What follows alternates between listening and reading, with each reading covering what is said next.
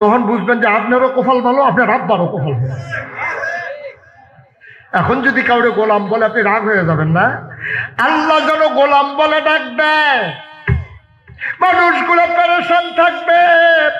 আমারও তো আল্লাহ গোলাম কয় না, আমিও তো গোলাম হতে চাই। কারণ সে জানে গোলাম বলে স্বীকার করলে গোলামের গোলামির বিনিময় জান্নাত দেওয়াই লাগবে।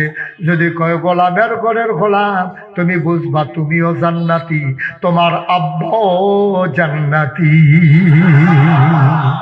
আমরা কার গোলাম? কথা কয় না কার গোলাম? তাহলে আমরা বিধান মানব কার? আমরা ইবাদত করব কার? আমরা চাইব কার কাছে? দিতে পারেন যিনি, তিনি কে? তিনি কি দিলে কম দেয় না বেশি দেয়? প্রমাণ আছে নাকি না?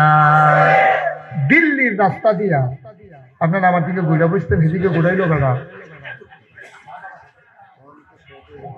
বিরক্ত করবেন না। দিল্লির রাস্তা দিয়ে এক ভিক্ষু, কি কথা হয় না?